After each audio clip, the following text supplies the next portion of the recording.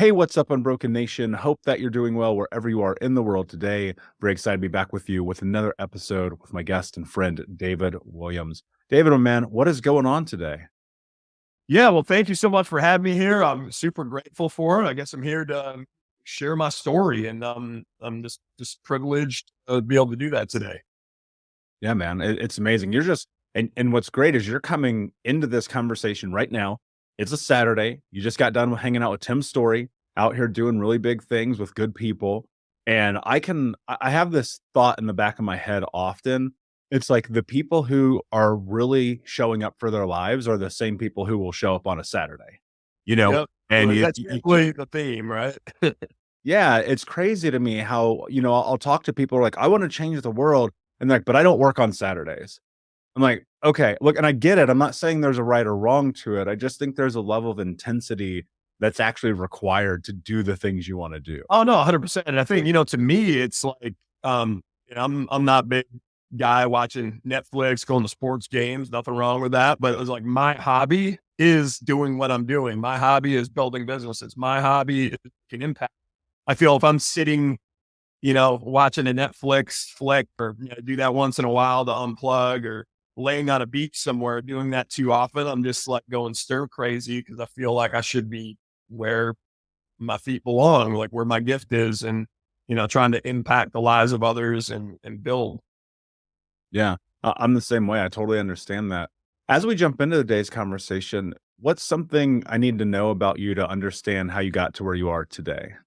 Well, I can take you all the way back. So, I grew up as a kid with labels kind of, I guess, placed upon me, you could say, when I was real young, told I had a learning disability, tried to medicate me, told me I'd be low potential, wouldn't really amount to much in life unless I took up a trade. And that's not knocking trades whatsoever, but I just didn't have a passion for it. But I was being forced into this box by, a lot of these other people around me. But luckily I was blessed. I had some good parents that guided me through that. And as I grew up, my journey through life, I faced my fair share of adversity, facing those learning challenges, some health challenges, even severe bullying as a kid. And so to me, I didn't have a lot of friends growing up. They say you're the average of the five people you surround yourself with the most. Well, I barely had five friends when I was growing up. So I ended up taking a deep love for the game of baseball. And, the thing was when I was growing up, I just didn't have a lot of God-given talent when it came to the game of baseball, but I loved it deeply. And I watched a lot of the kids around me that it seemed to come second nature to them. But what came second nature to them came incredibly difficult to me. And what that led to is, again, I had great parents growing up that while we didn't have a lot, they made happen everything that we needed and more. I had a brother that went down the wrong path. To give you a little bit of context, and my parents took that super serious. So my dad, my mom were probably the hardest working people I've ever seen in my life, and they sacrificed everything so I could be in this seat today because they didn't want to see me and my sister go on the wrong path. My dad had two businesses. He worked around the clock 7 days a week just to pay and be able to afford the things he couldn't afford, to put me through private baseball lessons, baseball camps, my sister through singing lessons. And throughout that process is when, I'd say my parents were my very first mentors in life that guided me, that led me to my next mentor, made an impact in my life, Coach Tillinghast. So he was more than a baseball coach and reinforced the work ethic instilled in me from my father and, taught me principles around things like hard work beats talent when talent doesn't want to work hard. So here I am as a kid trying to find my way in life. Loved the game of baseball, wasn't that good at it, but I started to connect the dots because of the people that were around me that the way I could bridge the gap between me and other kids is just outwork every single person in the room. And that's exactly what I did. And it didn't happen overnight. And I kept working and working and working and working. Would go into the batting cages until my hands bled as a kid. And eventually that led me to, finishing my senior year at bat 420. And while a lot of kids, give up the game of baseball, I ended up fulfilling my dream at the time. So I always wanted to be a pro ball player and played my first year of college baseball. Ended up facing, that dream that came to fruition was, I say, a byproduct of, years of hard work, putting in the work. And, unfortunately that dream came to end early on when, had some injuries and I had to figure out where I was going to go next in life. So that was, I guess you could call my very first setback and defining moment in my life where I had to, figure things out. And when my parents told me, like, you could live under this roof, one of two things: you're in school or you go to work. And I had just come out of school and I did, based off the labels that were put on me as a kid, I went down that path, took a lot of people's advice. I'm going to do tool and die. And again, not knocking tool and die. It's a great trade, but I just didn't have that love and that passion and that fire in it that I found. And when I went out there, it just, it just wasn't in alignment with me. So I decided to go a different direction, reached out to a friend for help for what I thought was going to be a temporary job. Ended up being the beginning of my career when I got a job as just a lonely salesperson in the car stereo department at Circuit City. Found out that I was pretty darn good with people. And what I realized is my life wasn't starting over at the time, which I thought it was. Here I am coming out of college. This dream is ending. But I realized everything that built up to that moment, all the work ethic, the determination that led to me playing college baseball, built this foundation of grit around me that gave me the tools to go in other areas of life to go out and win. So I immediately, it was just second nature instinctively. I used to outwork all the kids when it came to baseball. And when I became at Circuit City, while everybody relaxed and was hanging back, I just outworked everybody and became one of the top salespersons in the company, one of the only ones they allowed to go full store, sell anything in the store, any product, and did well doing that. And then through that, found my next mentor in life, Ozeng. It was my district manager, just noticed me showing up different than everybody. He took me under his wings, and I became one of the youngest store managers in Circuit City history. I believe I was 21 years old, and I was running a $25 million superstore. So did the same thing. I went all in on that with the same formula, grit, determination, working around the clock, started advance. And as I started to do really well and hit my stride in my career, another setback happened. But this time it was my health. So I ended up, woke up one day, started having a lot of back pain. My ankle started swelling up out of nowhere. I didn't know what was going on. And then before I knew it, a couple of weeks went by, it got worse and worse. And then I went to get out of bed and I couldn't walk. I couldn't stand. The inflammation was so bad. The pain was so bad. I was going into Circuit City with crutches. And then finally that mentor, engaged me and it's like, listen, you got to go get your health straight. And I went off of work on disability, which was very difficult to me because, I think a lot of times we tie our identity to things. And here I was in the midst of this career, felt like I was doing really well in life. And then I had to take a step back, go off of work on disability. That lasted for about 6 months. And then after about 6 months, I still wasn't ready health-wise. I was trying to figure it out. They're testing out different medications. But then they told me, you can't hold your job any longer than 6 months. Doctors were telling me at the time, Dave, you're going to be on, most people with your condition is called ankylosing spondylitis. It's a severe debilitating autoimmune issue that comes with a lot of chronic pain, neuropathy, inflammation. And they're like, the reality is you got to explore long-term disability. And I was at a crossroads there where I knew that wasn't, I knew deep down that just wasn't where I was destined to be. And looking at my lovely wife at the time, I knew that she deserved more. And then going back to my parents, which my parents were my heroes, by the way, because get a little emotional talking about it. They sacrificed everything so I could be here today. He never bought new clothes for themselves, never took vacation, never saved for retirement, did everything to instill into me, literally gave up their lives just to like make me who I am today. Same with my sister. And I always felt it was my duty, my obligation and responsibility to take care of them later in life when, they didn't have the opportunity to take care of themselves or plan to take care of themselves later in life. So I knew I was destined for more. I knew I had to do more, but I wasn't sure what that looked like. So here I was, I forced myself to get back to work before I was ready, dealing with health challenges. And about 90 days later, and here I'm also in some tough financial restraints because I didn't get paid for 6 months. Ended up getting behind on my mortgage, medical bills, all of a sudden another blow came. It felt like literally I was in the back corner of a boxing ring and I was taking punch after punch after punch at this point, because now my world came crumbling down. Not only was it, I didn't have my health, I didn't have my wealth, but I learned from a customer that walked into the store and they're like, "I'm so sorry." I'm like, "Well, what do you mean? Why are you sorry?" "Well, don't you know? It was just on the news." We actually found out by customers before they even told us that they were shutting down every Circuit City store, laying off 25,000 people. So there was my world just completely rocked and written down. My career is gone. My health is just not where it should be. And then I'm broke. And now the certainty of all those things are up in the air, and I didn't know what I was going to do. And there it was. The labels were being reinforced again. Doctors will think maybe it's a sign to go off of work. And it's time to do that. So I came from a family of entrepreneurs. I just had that, that desire deep down. My mom had her own business doing gift baskets to make ends meet. My dad had a gutter business and a snow plowing business. And I'll tell you, he was like the hardest working man that I've ever met to this day, because he would literally go 7 days a week, operating on 3 to 4 hours sleep just to take care of us. He would go out, do gutters, and the man operated with the highest level of integrity, a perfectionist in his nature. I remember being on a job working with him once, and he had something so minuscule off they wouldn't even notice. But he's like, "I don't put my name on anything that isn't perfect." And he ripped the gutters down at his expense, and we redid the entire job. That's just the type of man that he was. And when he was done working that, he would start snow plowing driveways and going around the clock just to afford the things again that they couldn't afford.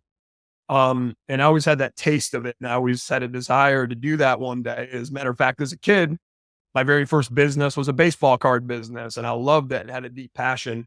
So I started to think, I'm like, you know what, maybe it's time. I just got to stop working for other people. It's not that I'm going to follow my doctor's advice and do nothing, because that's just not in me. It's not in my DNA to be on disability.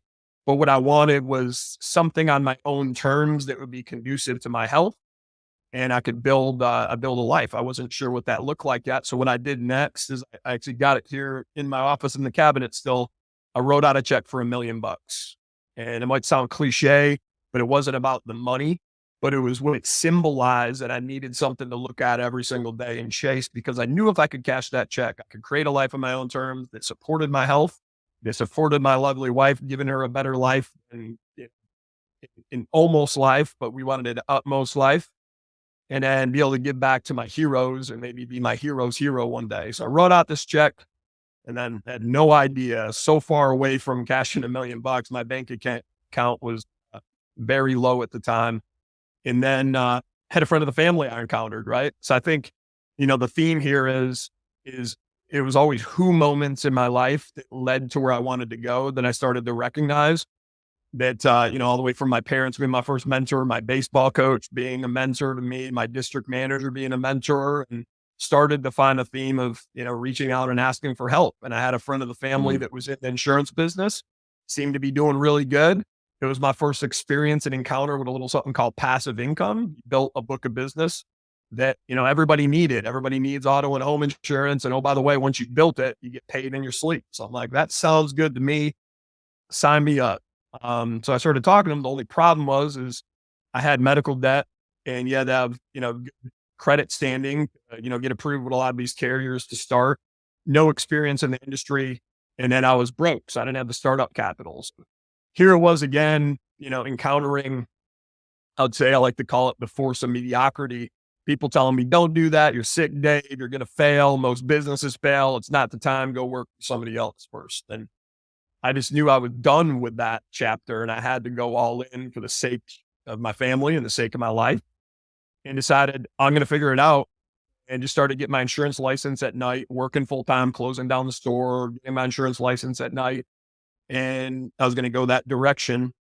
And then, I prayed on it, and I believe that God, a lot of times, we think when we pray that there's going to be, he's going to give us the answer and make it happen. But what I come to find out in my faith in life, in the theme of it, is more times than not, God answers our prayers in the form of opportunities. And I firmly believe that this was the case, because there was two things there. And if it's not by God's design, I don't know what it was, because right 20 feet away from the Circuit City that I worked at was an insurance agency that had just closed its doors, an independent agency, across from a DMV right there. and it was like the perfect spot in the mall. And it was a, good deal on rent that I could get, but again, didn't have the money. But I decided I'm like, that's going to be where I open my office. I'm going to grab people from the DMV. I'm going to use that as my marketing because I can't afford marketing right now and didn't know how to market yet, but it just made sense to me. Being across from a DMV made sense. So now I had to figure out like, how am I going to come up with this, how am I going to come up with this capital? Because it was at the time of 25,000 liquid capital since they raised it. But even that, having that minimum capital would have been just a couple months, which it was a couple months operating expenses to survive. So what happened next was the liquidators came in and they basically said, David, we need your help. We're liquidating all the inventory, all the open merchandise, all the customer returns, the display models. We just need to blow that out for pennies on the dollar, whatever we can get. And it was almost as if it wasn't even my words. It was an instant reflex that came out when I remember it vividly to this day. And I just immediately responded with, and it felt like it was like God bestowed the words upon me. They weren't even mine. What if I made it easy on you? And I just bought all the inventory. I took the last $7,000 of my name out of my 401k that I had and took a risk. I bought up about $70,000 worth of electronics, these used open electronics. And all of a sudden came home and my wife came home and saw Circuit City in our living room. She's like, Dave, what's going on? She didn't have a living room anymore. Couldn't see her sofa. And it's like stacked to the ceiling. Every single thing, power adapters, cords. I just took everything. And then what I started to do was bought all that up and arbitraged it on eBay. Ended up over the next few months while they were winding down, paid off my medical debt, fixed my credit to where it needed to be to get approved for an agency. I was the first person that they told me ever presented them a business plan and a binder fully laminated with a step-by-step walkthrough of what I was going to do, how I was going to leverage the DMV spot. So they're impressed with me and how I carried myself. And, I was able to sell that merchandise and paid off my debt again and raised the minimum $25,000 capital to start my first agency. So I got approved. And then I had to go down for training. So I literally drove in my beat up Impala down to New York City where my sister actually happened to live there.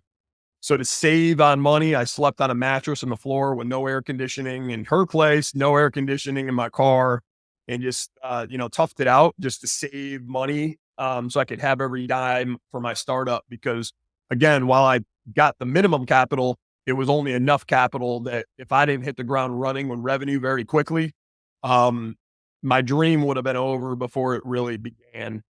So what I did next is I hired.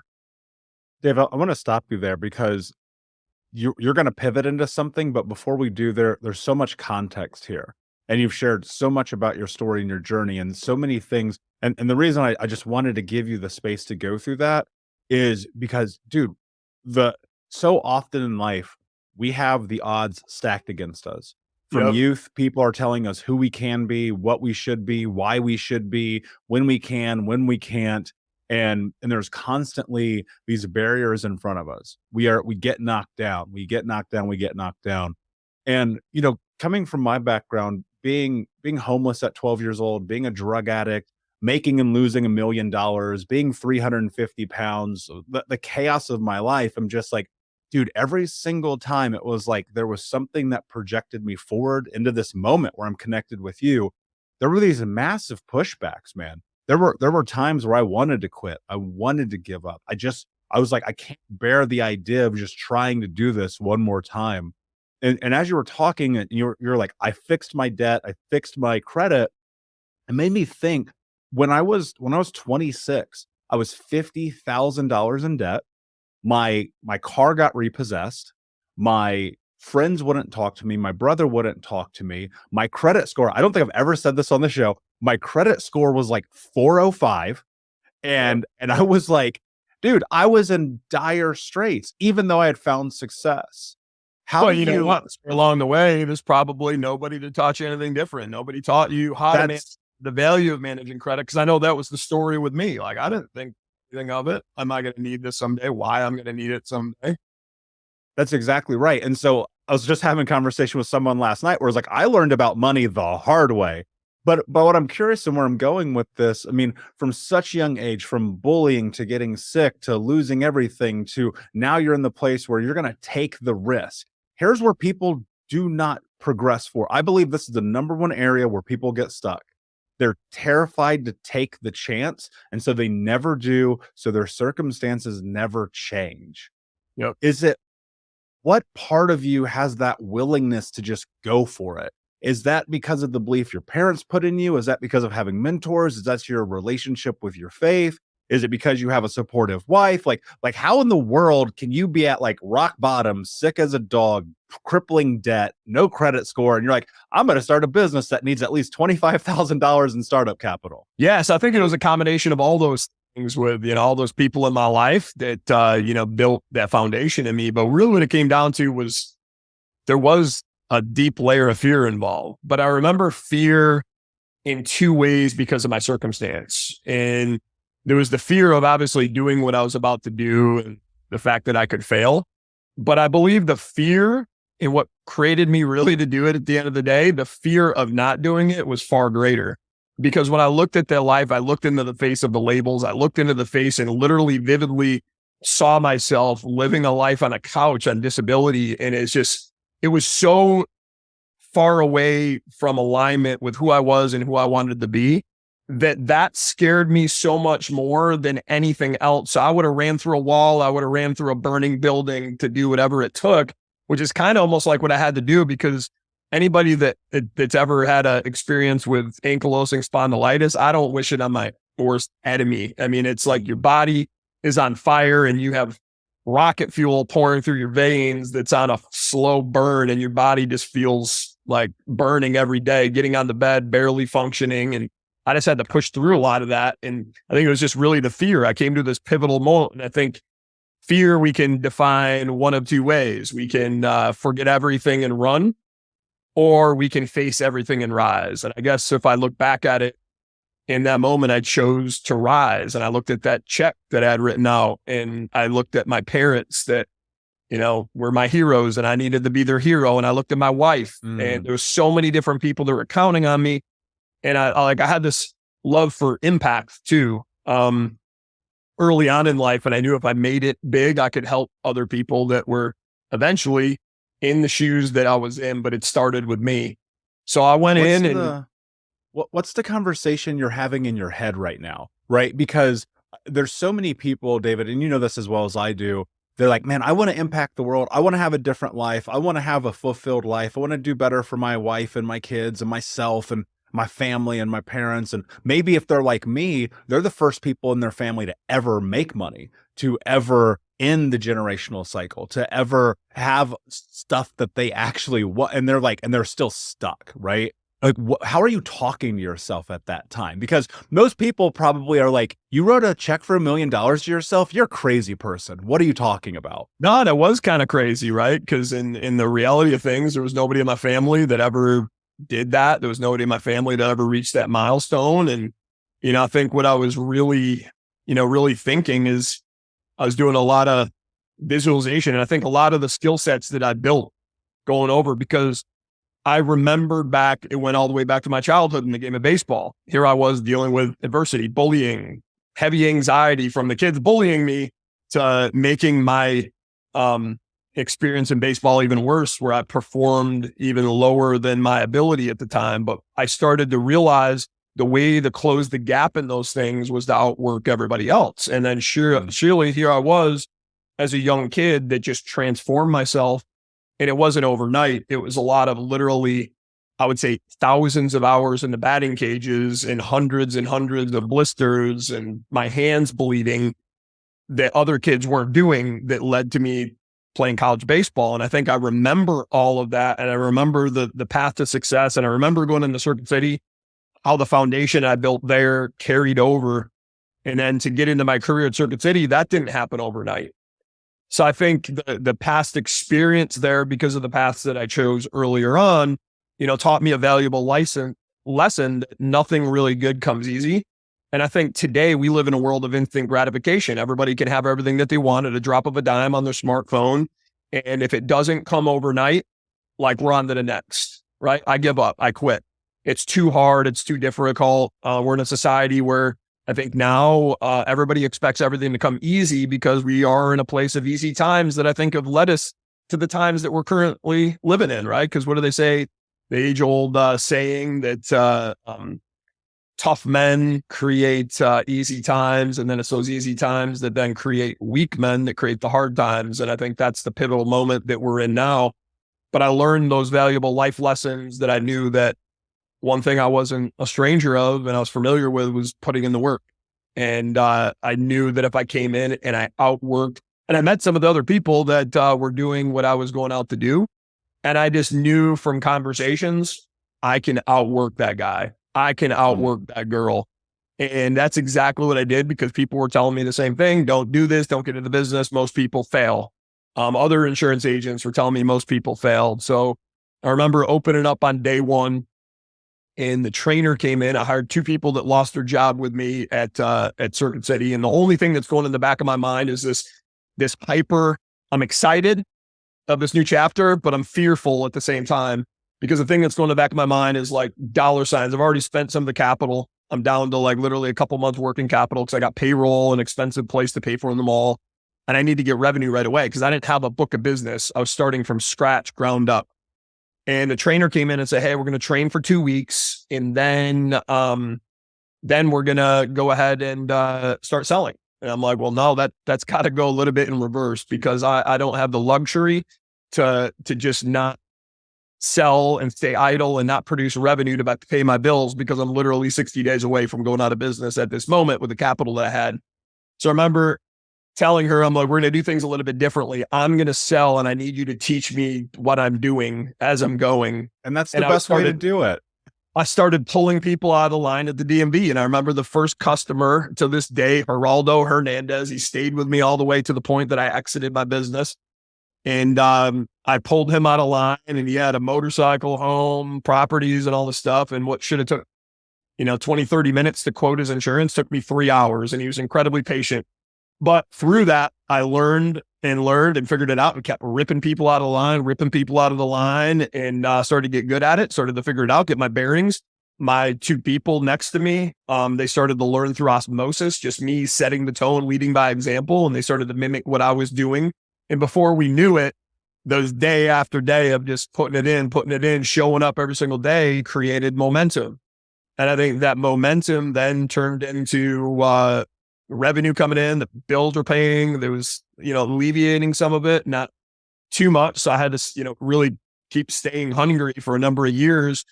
But we later built that to one of the top Allstate agencies in the country, $20 million in reoccurring revenue. And then, at that point, another pivotal moment, things started to really shift. I felt it was becoming a little bit less entrepreneurial. And there was a lot of changes happening where the writing was on the wall. I was at this crossroads again, where it was maybe time to move on. And we had a team of 50 people. I had a handful of people that run development plans to own their own agency and help them do that. And I was able to fulfill the dreams of countless other people that put in the work just like I did, that worked underneath me during the nearly 10 years that I was owning and operating that agency. Sold off my business to them. Got some capital. And then, again, I think took the compounded knowledge and all the hard work that I put in and learned over the years to start some other ventures, started learning the power of partnerships. Again, I'll go back to the theme of every time I felt like my life got better, it was always a who moment. It was a mentor. It was a partner. It was somebody in my life that led it there. It was never a what or if, it was always a who. And I met my business partner to this day. And we got back into the insurance business. We built it in a fraction of the time, bigger than I even did before. His partners. We ended up starting a staffing and recruiting company that became the #1 staffing and recruiting company in the country for insurance agents.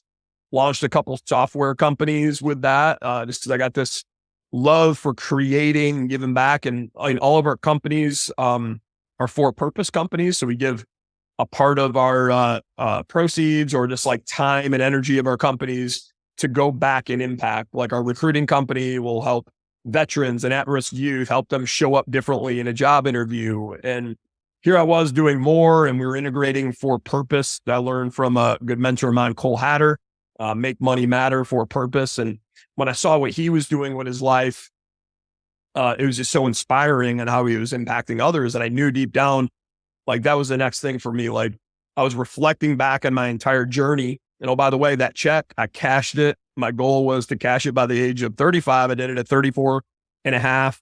Nice. And I say that not to brag or boast, but I say that to say this. It was all the just relentless pursuit, day after day after day, looking at that every day, focusing my purpose and my passion that allowed that to happen, that I then was able to become my hero's hero. One of the things, David, that you talked about that I want to tie into with that, and congratulations, by the way, because that's incredible. And I think people hear those kind of stories and they're like, oh yeah, good for you, you made money, but it's never about the money, man. You know, if you really dive into that, and I look at like some of the success that I've had, it was never about the money. Well, let me rephrase that. When I learned that money doesn't actually make your life better, it just becomes an asset and a tool. I learned that money isn't the thing to drive towards, right? And so now as I look at my goals and the things I want to do and build, I always think about the people, right? And you've mentioned the who so many times, and I'm gonna ask you a very specific question, because I think that this is often the very thing that either drives people and propels them forward, or it actually can really keep them stuck. And that's their intimate partner and their significant other. What was your relationship like with your wife as you're going through? I mean, like, really, dude, you're kind of going through to find heaven, right? Like, what is happening? How are you guys navigating that? You know, I felt like I was just going through the journey. I mean, luckily I was blessed with a, great woman in my life that had my back no matter what. I think through my actions, I proved on very early on that she could trust in me, that sometimes even when she didn't understand the vision, she knew that when I locked my sights on something, that I would just not relent until it got there. And I think what that did is, by me leading her in that way and demonstrating, carrying myself as a man in the household, that gave her the ability and the confidence to stand behind me rock solid. And she was still is to this day,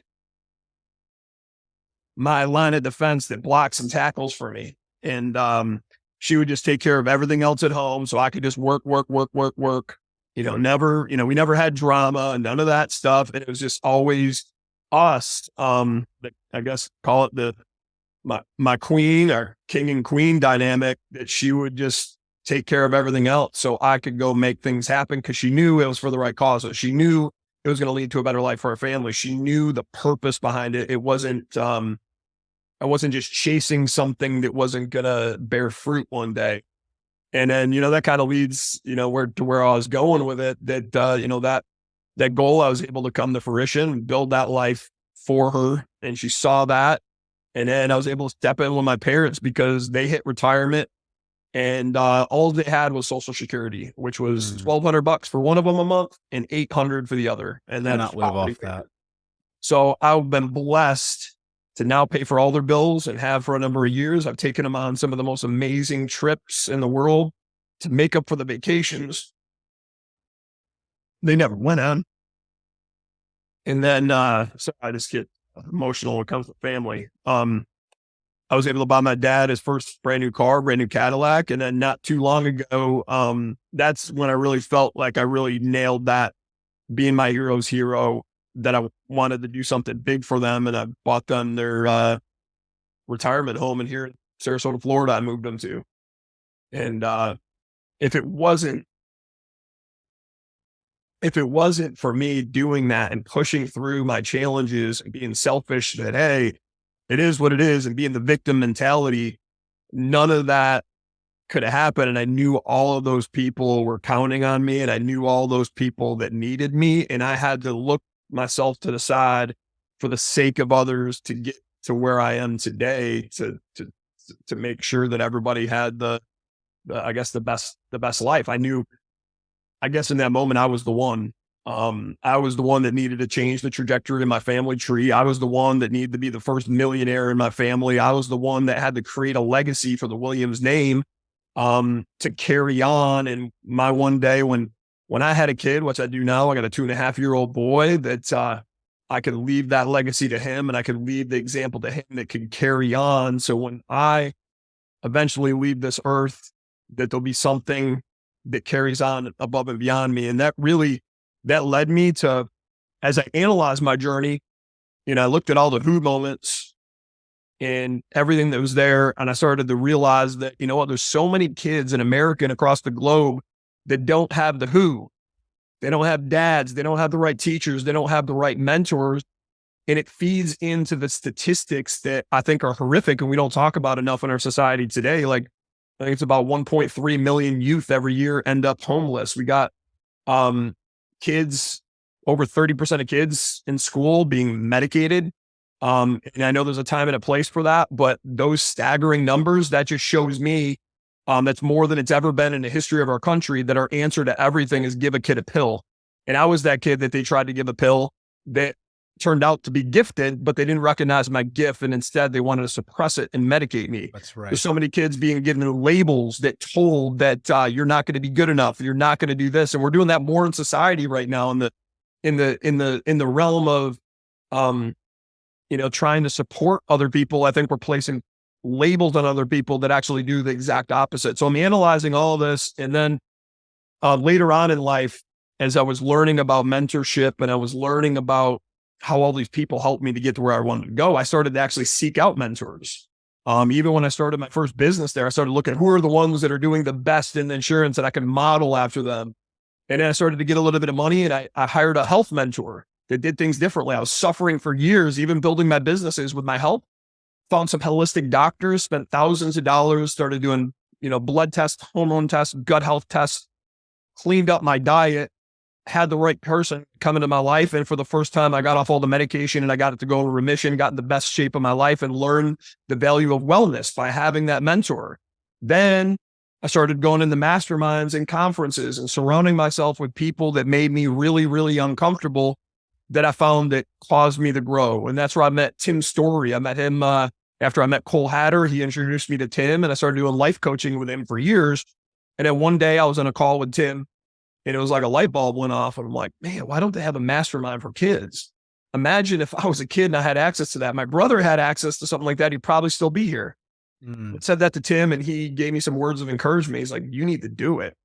And that's when the Fifth Degree Academy is born. It's one of my most passionate projects that I'm passionate about. First of its kind ever, mastermind for kids, where we're teaching them the things that they don't teach enough in school: faith, family, freedom, finances, fitness. And what turned out to be a small idea, I started chasing hard. We built a brand for it and we're just getting ready to launch. And we're doing it by, because I didn't want to just impact and it'd be worth it if we just saved one kid. But I wanted to do it at a big scale.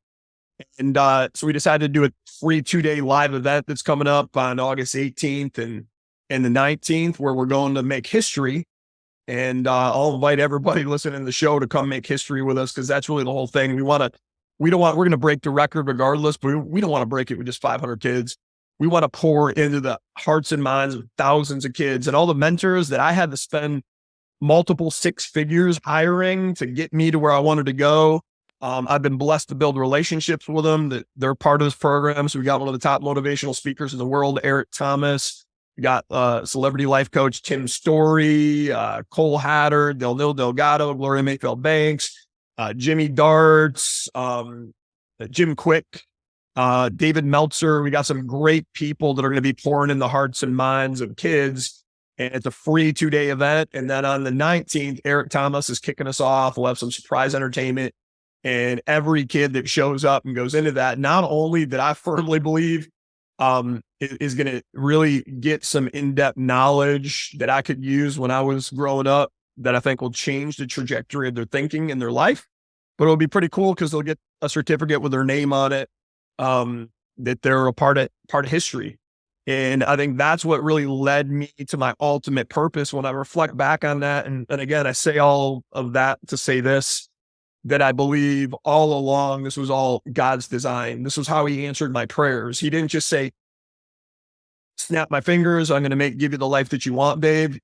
He answered my prayers by giving me opportunities, opportunities from placing the mentor in my life to teach me work ethic, opportunities by placing the liquidator in my path that gave me the opportunity to buy the inventory, opportunities to put the friend of the family that introduced me to the insurance business, the partnerships, the mentors.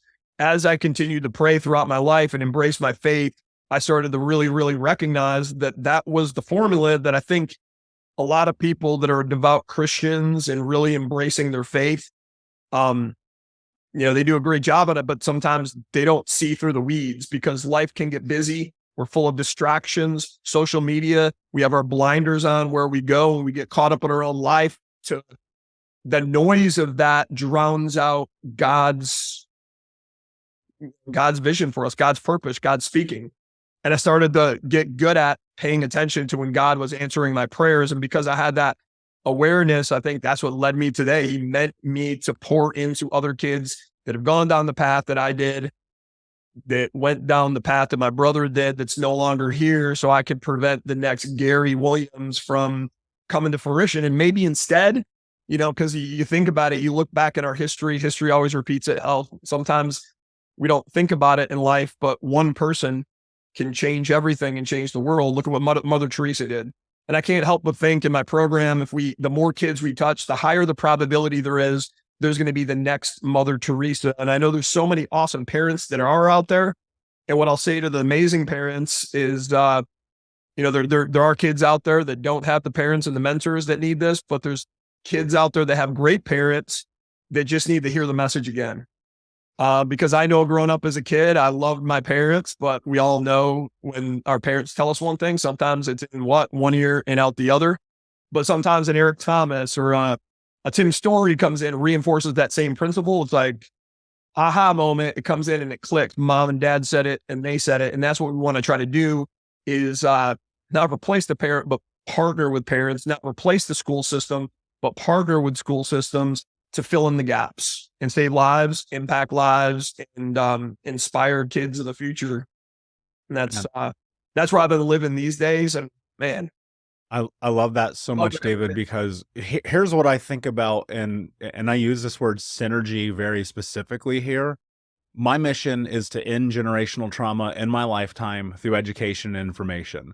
And I've had the fortune of speaking with Tim Story and David Meltzer and Cole Hatter and now you and doing TikTok lives with Eric over the year. And it's like, dude, we're supposed to be in this energy together right now, serving each other's purpose.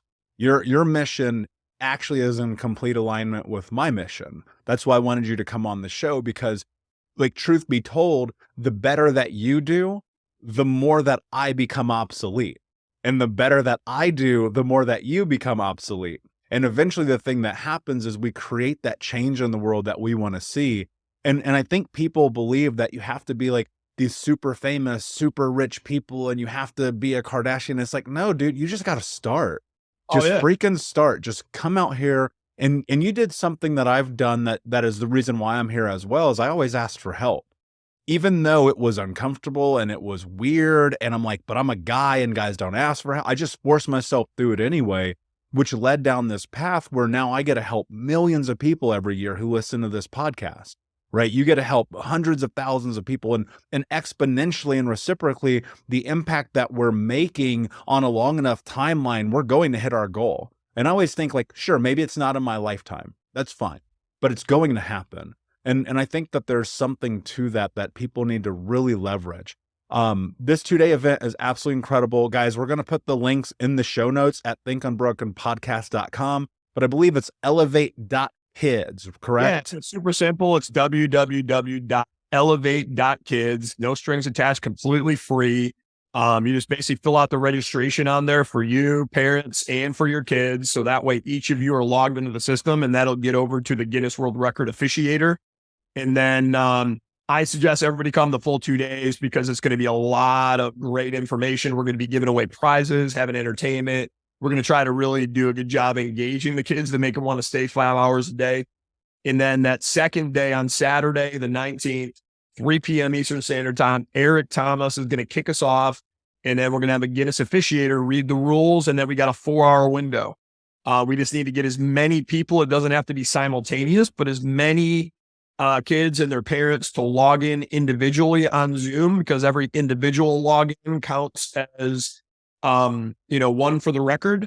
And then everybody that logs in with their information, that's how we'll document you to later on get you a certificate with your name that you were a part of us making history, and, here for some really, really cool speakers and help us spread the impact. So the only thing I'll ask of everybody that's listening to this is, please just show up. Parents, bring your kids. You got a commitment from me that I will give it my all to make sure it's something that you have value in.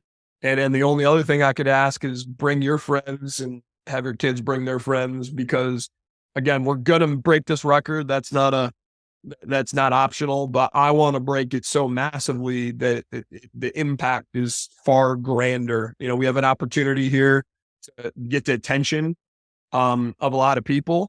And I want to do that in a big way, because the bigger we do it, the more impact. But the only thing is, I've learned more and more to humble myself and ask for help, which at one point in my life, I struggled with doing.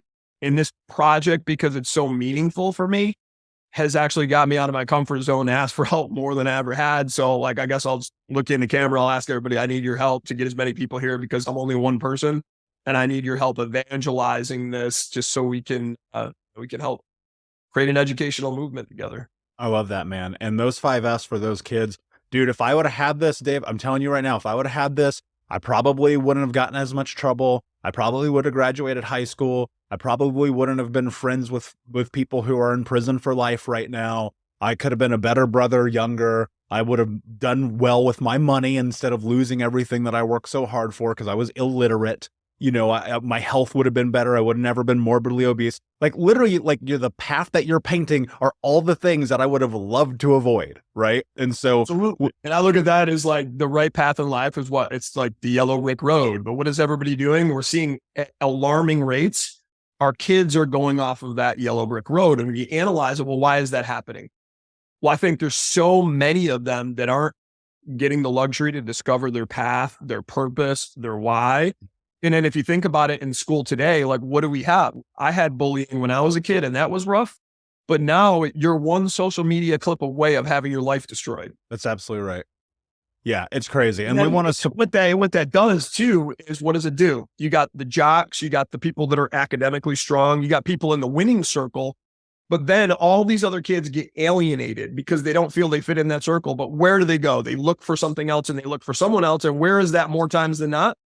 It's the wrong crowd. And then we're seeing people and our kids going and adopting this wrong ideology.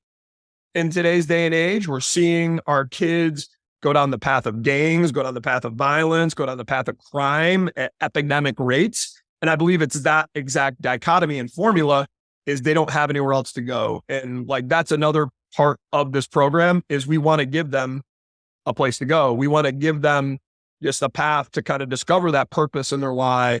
And when I was growing up, again, back to that cliche, you're the average of the 5 people you hang around with the most.